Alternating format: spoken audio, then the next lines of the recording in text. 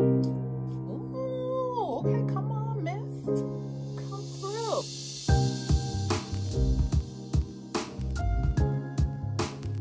Hey there, what's up, y'all? I'm back. Welcome to my channel. My name is Ebony, but you can call me Eb. Today I wanted to come to you guys with a little bit of a different take on blind buying. I'm somebody, I have a large range of travel size perfumes. And the reason for that being is, first reason, not only is it convenient, but the second reason is because it allows me to try out a perfume without having such a huge monetary investment. It gives me time to play with the fragrance, really figure out, is this something that I want to continue to have in my collection? Is this something that I really need? What I decided to do is to start looking at the fragrances that I had in mind, or I wanted or had been dying to kind of smell, and I just could not find them locally. I decided to just go the travel size, per size route. And the reason that I was able to do that is because they were offered. This is not the case for every single fragrance. And also, this is not an approach that's gonna work for everybody. I'm just telling you what works for me. So anyway, enough chatting. I've been rambling on long enough. And this is Deja Vu White Flower. I believe you can see that. I hope you can. Anywho, let me open this bad boy up real quick. So, you know, on the back, Callie always gives you some deets on the fragrance. This is Gardenia, Jasmine Absolute, Orange Flower, Tuberose Infusion, and Tahitian Vanilla. I'm a lover of tuberose. I don't love every tuberose.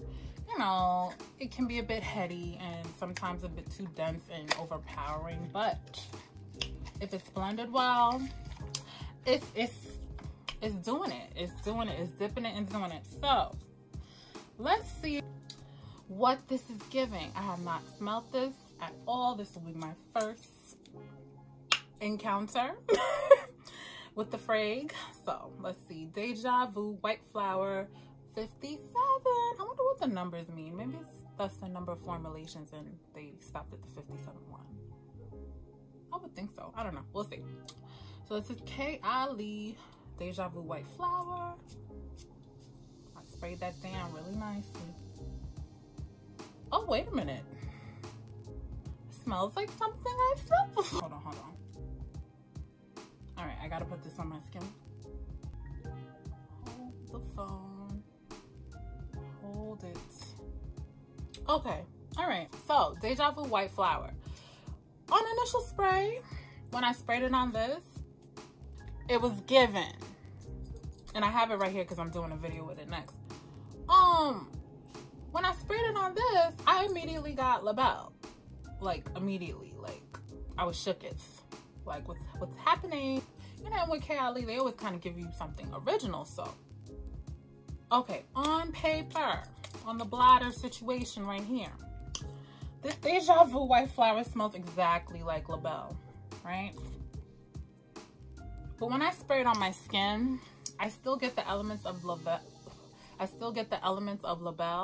However, I do get the gardenia and the tuberose.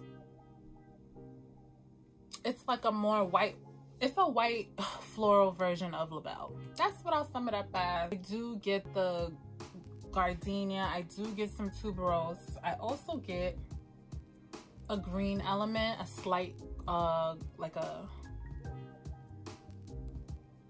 green element. I get that faintly in the background. I don't know if I would have wanted to have a full bottle of this in my collection because I don't want perfumes that kind of smell the same. But yeah, this is definitely LaBelle adjacent. It is. I'm sorry, it is.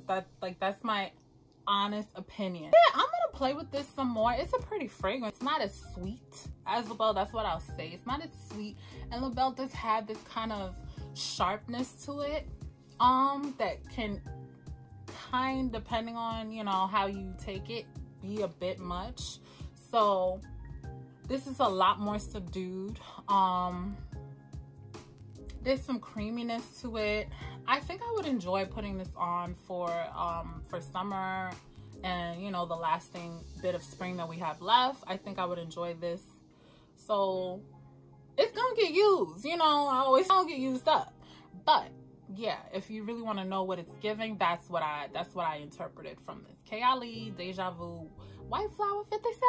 I already have the intense version of this fragrance, which I love. That is, whew, so good. So when I saw that they had the Eau de Toilette for, you know, the summer and spring, I was like, you know what? The note composition looks cool. There's, you know, of course, my lavender bay is, I think it's in the top. So let's give her a whirl and let's see if maybe this is a lighter version that I can really get with. Okay, so I should tell you what I'm talking about, right? Lord. YSL Libre, the Eau de Toilette. So yeah, let's spray this bad boy in a blotter. Let's see what we're gonna come through with. All right, Libre Eau de Toilette. It's a nice sprayer. Then it,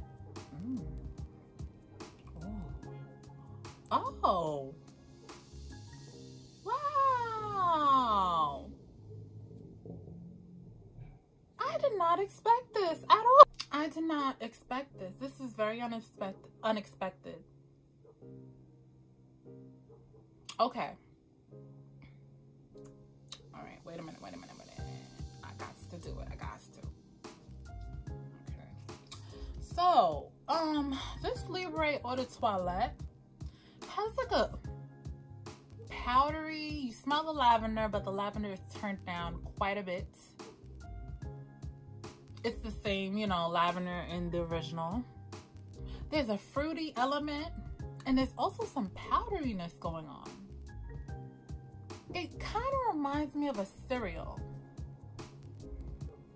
There's a note in here that is reminding me of like a Fruity Pebbles vibe with the lavender. And, you know, of course, the lavender, and there's definitely some type of citrus note in there. Oh, on the skin, hold up. Okay, on the skin, my skin really amped this bad boy up. Wow. Okay, on the skin, my skin definitely pulls hard the lavender. Oh, I love it on my skin. I don't love it so much on here. Wow. I love this on my skin. Yeah, it's just a lighter, more transparent. Okay, so I have the intense. The original I've smelled countless times. But I'm gonna give you my review from the intense because that's the one I have in my collection and worn the most. Way more transparent. Powder, okay, there's some powdery element, like I said. And then the lavender is blended with the citrus, kind of like in the intense, but for some reason it comes about very different, a little bit different in this. Not very, but wow. I love this on my skin. I said that a million times. Oh yeah, I like this. This is nice. I'm happy I didn't go and run out and buy the Libre because I was like, you know what? You could just wear that for the spring and summer when it gets like super hot. Because I'll wear the Libre Intense until I have to stop. But now, I'll stop. I'll happily stop. There's a white floral in here too that is there like magnolia? Jasmine. It's jasmine. Gotta be jasmine. Or maybe it's both. Wow, I'm pulling that white floral right now. Ooh, this is nice. It has like a little slight spice. And then of course it's like a citrus lavender with some powderiness. And then there's a fruit element, but like not spoil or rotten fruit, just like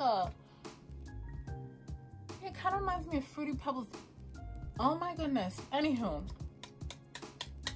if you're looking for, yeah, a good lavender fragrance, you know what, I'm not even gonna play it like that. It's like a fruity powdery citrus lavender. You smell it. I think this might be a contender. Because if you're in love with lavender like I am, well, how they do it in the Libres or the Libs, however you say it, then you're gonna enjoy it. Yeah, I'm gonna this is gonna graduate rather quickly. Yeah, she's gonna get her diploma. I will definitely be getting a bigger size of this for sure. This is nice. Yes, let's do this. I smelled this briefly. I ain't gonna lie to y'all, I couldn't. I actually picked this up in the store. So I decided to physically go to the store because I wanted to pick up Hypnotic Poison, and while I was there, you know, I can't just buy one thing, and I was like, you know what, you need like another, something light, you know. I think it actually happened to be really warm that day, and it really got me thinking. Went over, and online I had added this to my basket because I saw that it just came out, and I love Pear. So I was like, you know what, I typically don't enjoy their fragrances, but let me try it. And this is from Juliet Has a Gun, and this is Pear Inc. So yeah, this fragrance, the name is quite interesting, Pear Inc. I was like, okay, so it's gotta be pear, right? So yeah, I smelled it in the store, and you know, you have your mask on, you don't really, you know, it's a lot, it's chaotic for me, but you know, I ain't gonna complain. I wear my mask, you know, I obey, I follow the rules. But I said, listen, just ring me up, I'll just, you know, I'll take it. In worst case scenario, I could come back and return it because I couldn't get a real feel for it, but from what I was smelling, I was like, okay, this can work for me, this can work. So I went back to my office because I was on my lunch break, and I sprayed it, and I was like, oh, this is nice, this is really, really nice, I'm liking this. So yes, this I wanted to add into the video because it's a very recent purchase, and I feel like I bought this blindly because I honestly couldn't really smell it. I just, from what I could smell was faint. So, and yeah, I like it. So this is Pear Inc, and I'm just gonna spray. So yes, let's do this. Let's do this thing. Ooh, okay, come on, mist, come through. So yeah, oh, this is very fresh. It's watery. It's a watery pear fragrance. That's what I get from it. There is some muskiness when it dries all the way down. It goes pretty much almost transparent. Yeah, I like this. I think it's a great freshie for this summertime. I'm definitely gonna be mixing this. I already have an idea of a fragrance I want to mix it with. If it works out, I'll report back. But yeah, this is a very transparent, watery. It's like, if you don't like citrus, this is a citrus alternative. I'm not a big lover of citrus fragrances. This actually kind of reminds me of, and I always talk about this fragrance. I should just buy it. You know, it's like when your haters talk about you a lot, like just you're a fan, right? I feel like I'm always talking about it, but Dolce & Gabbana's light blue. It has some little light blue vibes slightly, but yeah, oh, and yeah, I really enjoy this for what it is, which is just like a real transparent, watery pear fragrance with musk. It is like skin. That's what I'll say. When this sucker dries down, it's like skin. And I don't even want to say it's a skin scent. Well, no, it is a skin scent, but the scent is like skin. It's not a lighter version of the scent. It's just a skin. It smells like skin, like the muskiness, and dries down to a musky base. And that musky base, in my opinion, smells very skin-like. So yeah, this is really good and fresh and perfect for this time of year, so I definitely wanted to include it. Juliet Has a Gun. Oh no, you can't be doing that, right? That's illegal. Don't come get me, YouTube. I ain't mean it. These two left. One is a hit. Well, one was a hit. Slowly becoming, once I'm done with this little travel size, I probably can't repurchase. And the other one is an automatic. Hell to the nah, nah, nah. Okay, so let's start off with the hell to the nah, nah, nah. I am absolutely dismayed and distraught about this. I really am. And that's kind of strong, but I'm dramatic. So this Mon Guerlain Eau De Perfume. I found a travel size online, so I snatched it up because I've been trying to smell this fragrance for like the better part of like 6 months, but every time I would go to the store, I would either forget about it or not seek it out, or the last times where I've been like really intentional about smelling it, they'll have many boxes of it available but no tester. So I said, you know what, girl, they got it online, just snatch it up real quick. What's worst case scenario? Because honestly, this was like a blind buy that I really didn't even think too hard on, because I was like, I know I'm gonna love it. It's gonna work out. It's gonna work out. You know, it's lavender, vanilla, like what could go wrong, you know? And honestly, yeah, some stuff went wrong. Now, it didn't go wrong because something's wrong with the fragrance. It went wrong because of the note composition. And in this fragrance, I believe there's coumarin and a licorice note. There's coumarin note and a licorice note. Coumarin, you know, it comes from the tonka bean. And I believe tonka beans can contain low doses of coumarin, and it can go very, very high. It can vary, right? So the tonka bean, so the coumarin and the licorice combination, I don't like that. It just doesn't work for me. And the reason I'm positively sure of this is because pink sugar, Aquilina's pink sugar, it has a licorice note and it has a tonka bean note. The moment I smelled pink sugar, it was love at first sniff for 5 seconds, because not sooner than I was like, oh yes, I said, oh no, because it started, that combo that I'm talking about started to rise to the top, and it took over that fragrance. And honestly, it's not that strong of a scent, but I find it an annoying scent. It does not translate well to my nose. So the Mon Guerlain, I was giddy. I was at work, because that's where I get my stuff delivered. So I opened the box, I'm like, what's up, boo? And I'm just expecting to like spray it on and just like go about my business. You know, I just knew it was gonna be love. It's like, I got this in a bag, like it's gonna work for me. I sprayed this, like I said, excuse me, who the hell are you? Who are you? And what have you done with my idea in my mind of Mon Guerlain? This is not it, because everybody has been saying it's a lavender vanilla, and it is. It's almost like it has an herbaceous lavender feel to it. It's nothing like the lavender in YSL Libre. But this, no baby. I cannot do it. I cannot. It's not gonna work for me. So yeah, I'm gonna have to give this bad boy away. But that's fine. I'm happy it was a low risk blind buy. This is the first one that I purchased when I had made a conscious effort to like really just test more fragrances out. Man, and I am bummed the hell out because I actually really, really like this. This is Maison Margiela's Replica, and this is Jazz Club. So yeah, oh gosh. You just get tobacco, ambery, vanilla. I don't even know if there's amber in here, but that's the vibe that I get.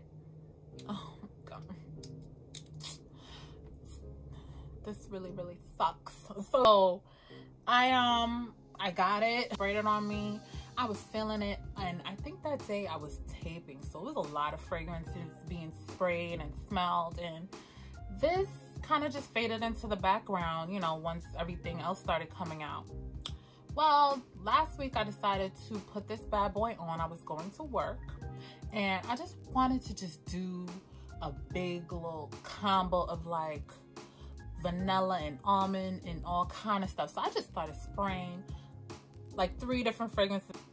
But the other 2 that I sprayed, I know very well, which is Vanilla 28. And even though I just bought a bottle of the Hypnotic Poison, I've had that for a sample of that for like forever. So I know the fragrance. And then at the end, I think I sprayed this at the base.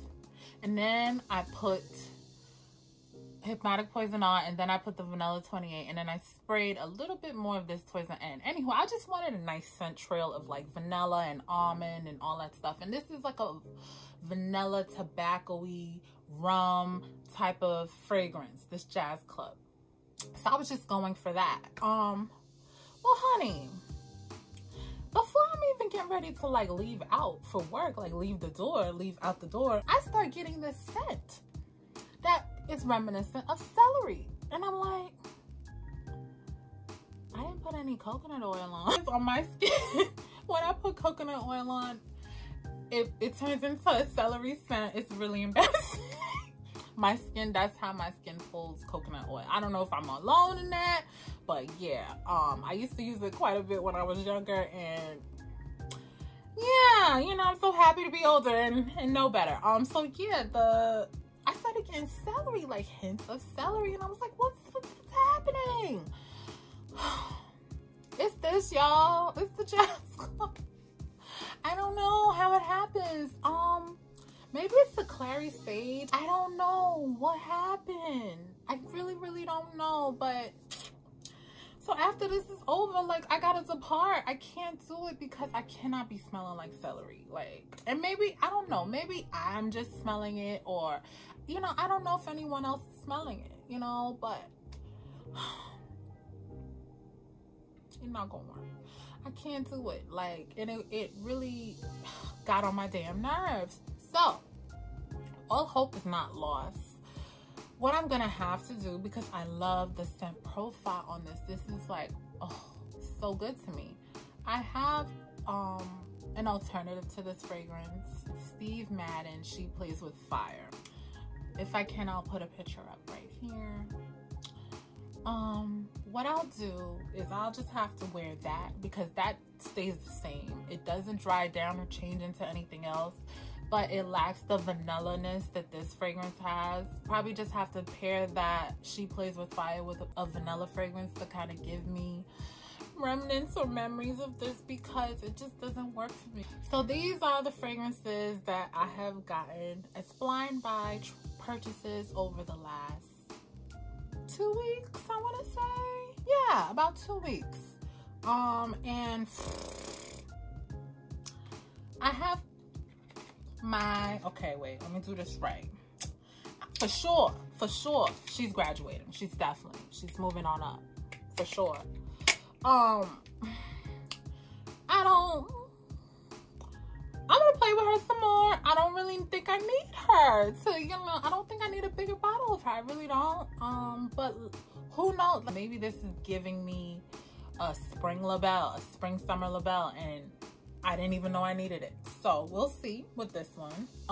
Pear Inc, you know, she's staying, she's cool. I don't know if she would be a repurchase, but I think she can get me through the summer period, which is why I needed her.